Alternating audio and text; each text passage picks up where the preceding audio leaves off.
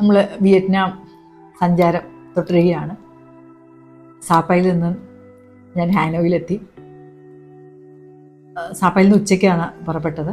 അപ്പം വൈകിട്ട് ഒരു 6 മണി അടുപ്പിച്ച് ഞാൻ ഹാനോയിലെത്തി. ഹാനോയിൽ ഞാൻ ഓൾഡ് ക്വാർട്ടേഴ്സ് ഉണ്ട്. അപ്പോൾ അവിടെയാണ് എൻ്റെ ഹോസ്റ്റൽ ബുക്ക് ചെയ്തിരുന്നത്. അപ്പം അതിൻ്റെ അടുത്ത് വരെ ബസ് കൊണ്ട് വിട്ടു. ഞാൻ നടന്ന് ഈ ഹോസ്റ്റലിലോട്ട് പോയി. അപ്പോൾ ഈ ഹോസ്റ്റലിൻ്റെ പ്രത്യേകത എന്ന് വെച്ച് കഴിഞ്ഞാൽ വളരെ ചീപ്പാണ്. നമുക്ക് വിയറ്റ്നാമിലെ താമസം ഈ ഹോസ്റ്റലൊക്കെ തിരഞ്ഞെടുക്കുകയാണെങ്കിൽ അന്ന് എനിക്ക് തോന്നുന്നു 400 രൂപയായിരുന്നു ഞാൻ അന്ന് കൊടുത്തിരുന്നത്. അതായത് AC ഡോർമെറ്ററിക്ക് വേണ്ടി 400 രൂപയാണ് അവർ ചാർജ് ചെയ്യുന്നത്. അപ്പം അങ്ങനെ ഹോസ്റ്റലിൽ പോയി. ഹോസ്റ്റലിലൊരു രസകരമായിട്ടുള്ള സംഭവം ഉണ്ടായി. ഈ യാത്രയെല്ലാം കഴിഞ്ഞ് നല്ല ക്ഷീണമായിരുന്നു. അപ്പം നമുക്ക് ഒരു ബെഡും പിന്നെ ഒരു ലോക്കറും തരും. അപ്പം ഞാൻ ലോക്കറിൽ എൻ്റെ ക്യാമറ അങ്ങനെ വിലപിടിപ്പുള്ള സാധനങ്ങളെല്ലാം ഈ ലോക്കറിൽ വെച്ച് പിന്നെ കിടന്നുറങ്ങി. അങ്ങനെ ഒരു 10 മണിയൊക്കെ ആയപ്പോഴത്തേക്ക് ഒരാൾ വന്നതിനെ തട്ടി വിളിക്കും.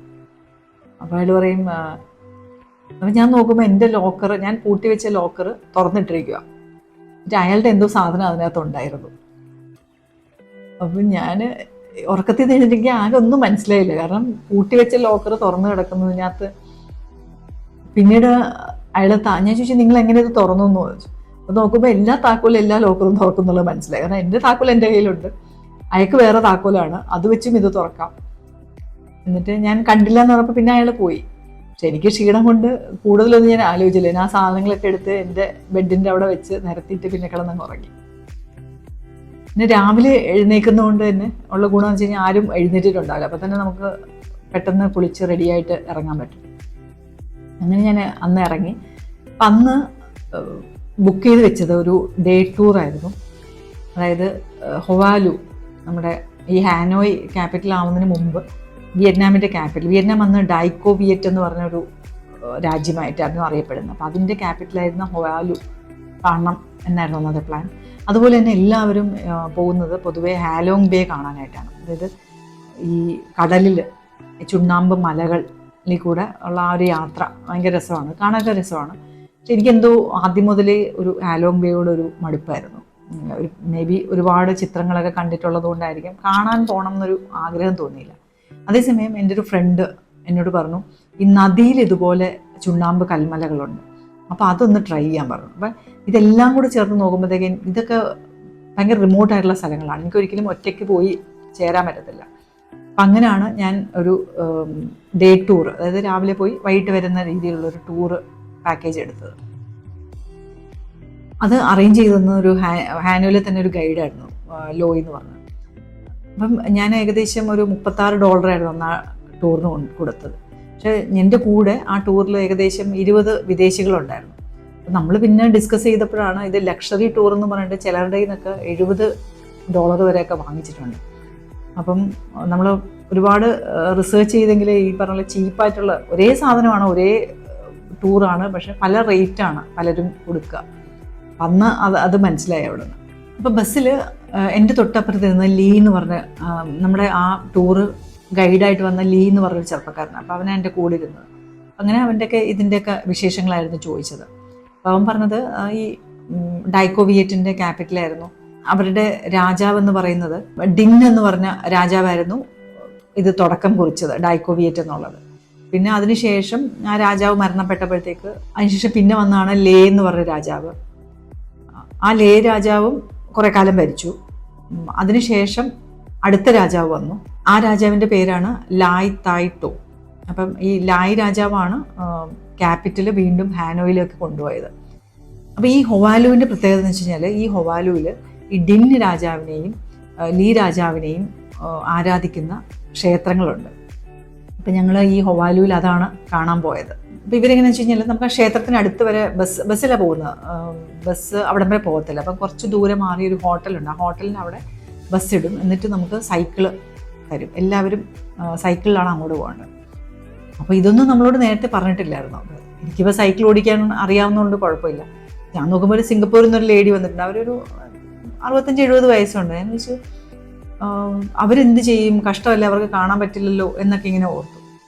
അപ്പം ഞാൻ നോക്കുമ്പോൾ ഇവർ പയറുപണി പോലെ സൈക്കിൾ എടുത്ത് ഒറ്റ പോക്കാണ്. നമ്മളെക്കാളിലൊക്കെ ഏറ്റവും മുമ്പിൽ അവരായിരുന്നു സൈക്കിൾ ഓടിച്ച് പോയത്. അപ്പം ഓരോ രാജ്യത്തിൻ്റെയും സംസ്കാരമാണ്. ഇപ്പം സൈക്ലിംഗ് ഒക്കെ ഒരുപാട് പ്രൊമോട്ട് ചെയ്യുന്ന രാജ്യങ്ങളാണെങ്കിൽ അവിടെ വയസ്സായവരൊക്കെ സൈക്കിൾ ചവിട്ടും എന്നുള്ളത് അന്ന് മനസ്സിലായി. ഞങ്ങൾ അവിടെ എത്തും. പോകുന്ന വഴിക്കൊക്കെ ഈ ചുണ്ണാമ്പിൻ്റെ കൽമലകൾ നമുക്ക് കാണാം. എന്നിട്ട് ഈ ക്ഷേത്രങ്ങൾക്ക് മുന്നിലായിട്ട് ഒരു നദി ഒഴുകുന്നുണ്ട്. അത് ഹൊവാങ്ലോ എന്ന് പറഞ്ഞ നദിയാണ്. ശരിക്കും ആ ഹൊവാലു അവിടെ ഉണ്ടാവാൻ, ഒരു രാജ്യം തലസ്ഥാനം അവിടെ ഉണ്ടാവാനുള്ള കാര്യം എന്ന് വെച്ച് കഴിഞ്ഞാൽ ഇത് ചുറ്റും ചുണ്ണാമ്പ് മലകളാണ്. അപ്പോൾ ഈ മലകൾ ശരിക്കും പറഞ്ഞാൽ ഒരു മനുഷ്യന് കയറാൻ പറ്റത്തില്ല, അത്ര സ്റ്റീപ്പാണത്.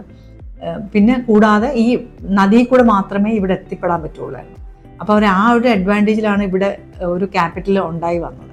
പക്ഷെ പിന്നീട് ഇവർക്ക് മനസ്സിലായി, ഈ ലൈത്തോയ് വന്നപ്പോഴത്തേക്ക് പുള്ളിക്ക് മനസ്സിലായി, കാരണം എക്സ്പാൻഷൻ പോസിബിൾ അല്ല, ഈ ഒരു ചെറിയൊരു ഇട്ടാവട്ടത്ത് തന്നെ നഗരം നിൽക്കുകയുള്ളൂ.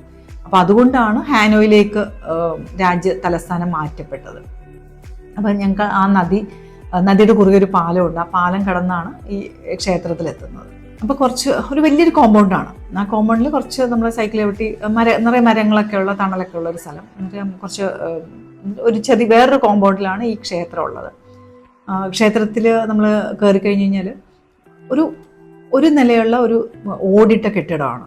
നമ്മൾ ഭയങ്കര ക്ഷേത്രം എന്നൊക്കെ പറഞ്ഞാൽ ഇത് വലിയൊരു സാധനമൊക്കെ പ്രതീക്ഷിക്കുമെങ്കിലും ഒരു ഒറ്റ നില കെട്ടിടം. പിന്നെ അതിൻ്റെ മുമ്പിൽ കുറേ പേര് നിന്ന് പ്രാർത്ഥിക്കുന്നുണ്ട്.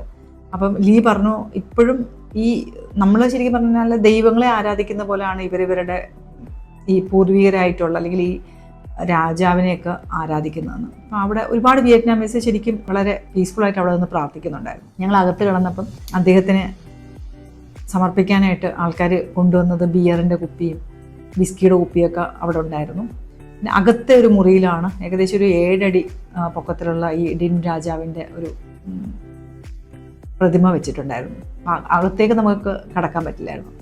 എന്നിട്ട് വേറൊരു രസം വെച്ച് കഴിഞ്ഞാൽ ഇതിൻ്റെ തൊട്ടടുത്തൊരു വേറൊരു ചെറിയൊരു ക്ഷേത്രം.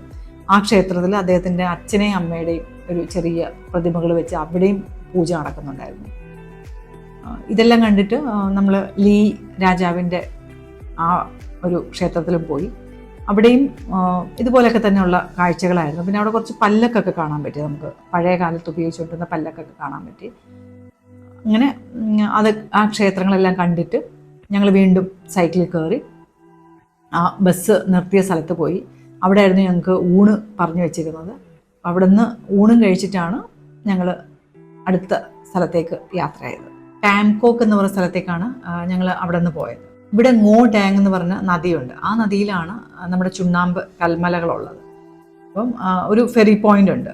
വാൻ ലാം എന്ന് പറഞ്ഞ ഗ്രാമത്തിലാണ് ഈ ഫെറി പോയിന്റ്. അപ്പോൾ ആ ഫെറി പോയിന്റിൽ ഞങ്ങളെ കൊണ്ട് ഇറക്കും. എന്നിട്ട് നമുക്ക് സേഫ്റ്റി ഗിയർ, അതായത് നമ്മുടെ ലൈഫ് ജാക്കറ്റൊക്കെ ഇടിയിച്ചിട്ടാണ് നമ്മൾ കയറുന്നത്. അപ്പോൾ ഒരു ബോട്ടിൽ 2 പേർക്കാണ് കയറാവുന്നത്. അപ്പോൾ എൻ്റെ കൂടെ റയാൻ, സിംഗപ്പൂരിൽ നിന്നുള്ള റയാൻ എന്ന് പറഞ്ഞ പയ്യനായിരുന്നു എൻ്റെ കൂടെ ഉണ്ടായിരുന്നു.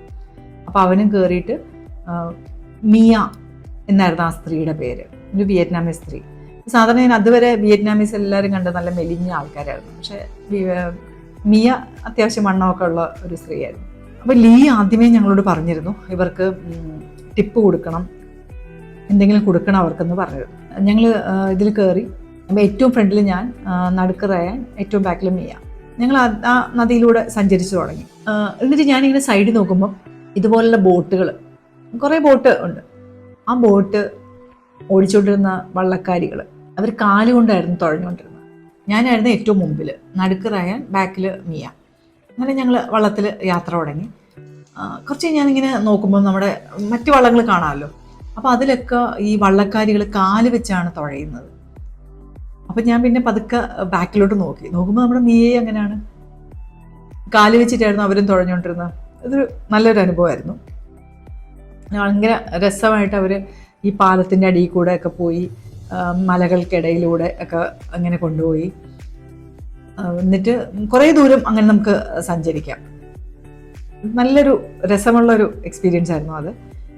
ഏറ്റവും അതിൽ ആ ഒരു യാത്രയിൽ ഏറ്റവും എക്സൈറ്റിംഗ് ആയിട്ട് തോന്നിയെന്ന് വെച്ച് കഴിഞ്ഞാൽ കുറേ കേവ്സ് ഉണ്ട്. അതായത് മലയുടെ അടിയിലൂടെ ഇങ്ങനെ നമ്മൾ ശരിക്കും പറഞ്ഞാൽ കമന്ന് കിടക്കണം. ആ രീതിയിൽ കിടന്ന് ഈ ബോട്ട് അതിൻ്റെ അടിയിൽ കൂടെ ഒക്കെ കൊണ്ടുപോകും. അത് ഒരു നല്ല ത്രില്ലിംഗ് ആയിട്ടുള്ള ഒരു എക്സ്പീരിയൻസ് ആയിരുന്നു. പിന്നെ ഈ പറഞ്ഞൊരു ചെറിയൊരു വിഷമം ഉണ്ടായെന്ന് വെച്ച് കഴിഞ്ഞാൽ മിയക്ക് ഭയങ്കര ഇൻട്രസ്റ്റ് ആയിരുന്നു നമ്മൾ ഇതൊക്കെ കാണിക്കാനും ഒക്കെ, ചിരിച്ച് എന്തൊക്കെയോ പാട്ടൊക്കെ പാടി അങ്ങനെയായിരുന്നു നമ്മൾ യാത്ര ചെയ്തത്. ഇത് എൻഡ് ചെയ്യുന്നൊരു സ്ഥലമുണ്ട്. അപ്പോൾ എൻഡ് ചെയ്യുന്നൊരു സ്ഥലത്ത് പോകുമ്പോഴത്തേക്ക് ഈ ബോട്ടിൽ കുറേ സ്ത്രീകൾ സാധനങ്ങൾ കച്ചവടം ചെയ്യാനിരിപ്പുണ്ട്. അപ്പം മിയ അവിടത്തൊക്കെ കൊണ്ടുപോയെങ്കിലും ഭയങ്കര റേറ്റ് ആയിരുന്നു. അതുകൊണ്ട് ഞാനും റയാനും ഒന്നും വാങ്ങിയൊന്നുമില്ല. അപ്പോൾ അത് പുള്ളിക്കാരത്തേക്ക് ഇഷ്ടപ്പെട്ടില്ലെന്ന് തോന്നുന്നു. അതിന് തിരിച്ച് വന്നപ്പോൾ പഴയൊരു ഇൻട്രസ്റ്റ് ഒന്നും ഇല്ലായിരുന്നു. മറ്റേത് ഭയങ്കര സ്ലോ ആയിട്ട് നമ്മൾ ഭയങ്കര ആസ്വദിച്ചിട്ടൊക്കെയാണ് പോയത്. പിന്നെ ചടപടാന്ന് പറഞ്ഞിട്ടായിരുന്നു അവർ ബോട്ട് ഓടിച്ച് തിരിച്ച് കൊണ്ടുവന്ന്. അപ്പം അതിനിടയ്ക്ക് ഞാൻ അവരോട് ചോദിച്ചിരുന്നു, ഈ റയാൻ വഴി സംസാരിച്ചിരുന്നു. അപ്പോൾ അവർ പറഞ്ഞ് ഇവർ കർഷക സ്ത്രീകളാണ് അവിടെ ഉള്ളത്. എല്ലാ ദിവസവും അവർക്ക് ഇവർ ഒരു കുറേ ഒരു 1000-ൽ കൂടുതൽ ആളുകളുണ്ട് ആ വില്ലേജിൽ. അപ്പോൾ എല്ലാവർക്കും ഈക്വൽ അവസരം കിട്ടണം എന്നുള്ളതുകൊണ്ട് ഇവരുടെ എന്തോ ഒരു സൊസൈറ്റി ഉണ്ട്. അപ്പോൾ ആ സൊസൈറ്റി ഇവർക്ക് ഇങ്ങനെ ദിവസങ്ങൾ കൊടുക്കും. അപ്പം ഇവർക്ക് ആ മാസത്തിൽ 2-3 ദിവസമാണ് ഇവർക്ക് ബോട്ട് ഓടിക്കാൻ കിട്ടുക. അപ്പം അതുകൊണ്ടായിരിക്കണം ലീ പ്രത്യേകം പറഞ്ഞത് നിങ്ങൾ ടിപ്പ് കൊടുക്കണം എന്നുള്ളത്. ഞങ്ങൾ ഇറങ്ങാൻ നേരത്തെ എനിക്കൊന്നൊരു 300 രൂപയ്ക്ക് അടുപ്പിച്ചുള്ള വിയറ്റ്നാമീസ് പൈസ കൊടുത്തു. പക്ഷേ എങ്കിലും പുള്ളിക്കാരത്തി അത്ര ഹാപ്പി ആയിരുന്നില്ല. എനിക്കൊന്ന് അവരുടെ സുഹൃത്തുക്കളുടെ കയ്യിൽ നിന്ന് വാങ്ങിയില്ല എന്നുള്ളത് കൊണ്ടായിരിക്കും. അപ്പം അങ്ങനെ ഒരു വിഷമമായിട്ടാണ് ഞങ്ങൾ അവിടെ നിന്ന് ഇറങ്ങിയത്. അവിടെ നിന്ന് പിന്നെ ഞങ്ങൾ പോയത് മൂവ കേവ്സ് കാണാനായിട്ടായിരുന്നു. മൂവ കേവ്സിൻ്റെ പ്രത്യേകത എന്ന് വെച്ച് കഴിഞ്ഞാൽ ഒരു കേവ് ഉണ്ട്. ശരിക്കും പറഞ്ഞു കഴിഞ്ഞാൽ ഞങ്ങൾ പിന്നീടാണ് അത് മനസ്സിലായത് കേട്ടോ. ഒരു എക്കോ ടൂറിസം പോലത്തെ ഒരു പ്രോജക്റ്റാണ് ശരിക്കും പറഞ്ഞാൽ. അവിടെ അടുത്ത് തന്നെ ഒരു ഹില്ലുണ്ട്. ആ ഹില്ലിൻ്റെ മുകളിലൊരു ലൈയിങ് ഡ്രാഗൺ ഉണ്ട്. അതായത് വലിയൊരു ഡ്രാഗൺ ഇങ്ങനെ കിടക്കുന്ന ഒരു ഇതുണ്ട്. അപ്പോൾ അത് ഒരു രസമുള്ള എക്സ്പീരിയൻസ് എന്നും പറഞ്ഞിട്ടാണ് എല്ലാവരും കൂടെ ചാടി ഇറങ്ങിയത്. അപ്പോഴേ ലീ പറഞ്ഞു ഒരുപാട് സ്റ്റെപ്പ് കയറണം, അതുകൊണ്ട് നല്ല ആവതുള്ളവർ മാത്രമേ പോകാവൂ എന്ന് പറഞ്ഞു. അപ്പോൾ അങ്ങനെ ഞങ്ങളുടെ കൂടെ ഉണ്ടായിരുന്ന എനിക്കൊന്ന് ആകെ ഒരു 4-5 പേര് ഞങ്ങൾ മാത്രമേ ഇറങ്ങിയുള്ളൂ. അപ്പം ഞാനെന്തായാലും ആവേശത്തിൽ ഇറങ്ങി. പിന്നെ എൻ്റെ കൂടെ ഉണ്ടായിരുന്നവരൊക്കെ ചാടി പോയി. ഈ സ്റ്റെപ്പിൻ്റെ പ്രത്യേകിച്ച് ആദ്യമൊക്കെ ഈ കരിങ്കലിൻ്റെ സ്റ്റെപ്പാണ്, നാച്ചുറൽ ആയിട്ടുള്ള സ്റ്റെപ്പ്. അപ്പോൾ ആദ്യം ഈ സ്റ്റെപ്പൊക്കെ നല്ല രസമായിട്ട് വെച്ചിട്ടുണ്ടായിരുന്നു. പിന്നെയെന്ന് വെച്ച് കഴിഞ്ഞാൽ എല്ലാത്തിനും സൈസൊക്കെ വ്യത്യാസമാണ്. നമ്മൾ കൈയും കാലും ഒക്കെ ഉപയോഗിച്ച് വേണം കയറാനായിട്ട്. പിന്നെ എന്തായാലും പുറപ്പെട്ടു. ഇനി തിരിച്ചു പോയ നാണക്കേടല്ലേ. അതുകൊണ്ട് പിന്നെ ഏകദേശം ഞാൻ പകുതി എത്തിയപ്പോഴത്തേക്കാണ് എൻ്റെ കൂടെ ഉണ്ടായിരുന്നവർ തിരിച്ചു വരുമായിരുന്നു. എന്തായാലും ഞാൻ മുകളിൽ വരെ പോയത് എന്തായാലും നന്നായി തോന്നി. കാരണം അവിടുന്ന് നല്ല രസമാണ് ചുറ്റുമുള്ള ഒരു വ്യൂ കാണാനായിട്ട്. അപ്പോൾ ദൂരെ എനിക്കൊന്ന് ഞങ്ങൾ പോയ നദി തന്നെ ആയിരിക്കും, ngോഡോങ് റിവർ തന്നെ ആയിരിക്കും. എന്നാലും ദൂരെ ഒരു കുഞ്ഞു നദി.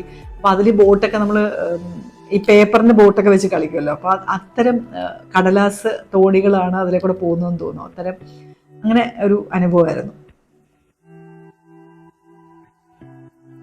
അത് കഴിഞ്ഞ് താഴെ ഈ മൂവ കേവ്സ് ഒന്നും ഇല്ലായിരുന്നു സത്യം പറഞ്ഞാൽ. നമ്മൾ ഭയങ്കര ഈ ഗൈഡ് വലിയ ഹൈപ്പൊക്കെ കൊടുത്ത് മൂവ കേവ്സ് എന്നൊക്കെ പറഞ്ഞെങ്കിൽ ഒരു വലിയൊരു ഗുഹ. എന്നിട്ട് അവർ പറയുന്നത് ഏതോ രാജാവ് അവിടെ വന്ന് അവിടെ നൃത്തമൊക്കെ കളിക്കുന്നുണ്ട്. അതൊക്കെ എനിക്കൊന്ന് വെറുതെ ഒരു കഥയാണെന്ന് തോന്നുന്നു. കാരണം അത്ര വലിയ വലുപ്പമൊന്നുമില്ല. ഭയങ്കര ഒരു സംഭവമായിട്ടൊന്നും തോന്നിയില്ല. അങ്ങനെ അതെല്ലാം കഴിഞ്ഞിട്ട് ഞങ്ങൾ വൈകിട്ട് ഏകദേശം ഒരു 5:45 ആയപ്പോഴത്തേക്ക് ഹാനോയിലേക്ക് തിരിച്ചു വന്നു.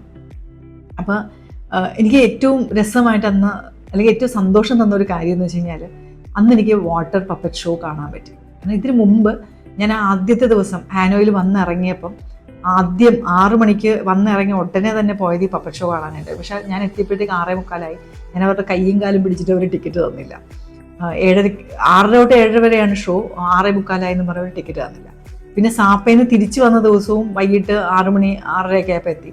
അപ്പം അപ്പോഴും ഞാൻ ഓടിപ്പോയത് ആദ്യം ഇത് കാണാനായിട്ടായിരുന്നു. പക്ഷെ അപ്പോഴും ടിക്കറ്റ് ഇല്ലായിരുന്നു. അതുകൊണ്ട് അന്നും കാണാൻ പറ്റിയില്ല. എന്തായാലും ഈ ട്രിപ്പിൻ്റെ കഴിഞ്ഞ ഉടനെ ഞാൻ ഹാനോയിൽ എത്തിയപ്പോൾ ഈ വാട്ടർ പപ്പറ്റ് ഷോ കാണാൻ പറ്റി. അപ്പോൾ അതിൻ്റെ വിശേഷങ്ങൾ നമ്മൾ അടുത്ത എപ്പിസോഡിൽ നിങ്ങളുമായിട്ട് പങ്കുവെക്കുന്നതായിരിക്കും. നന്ദി.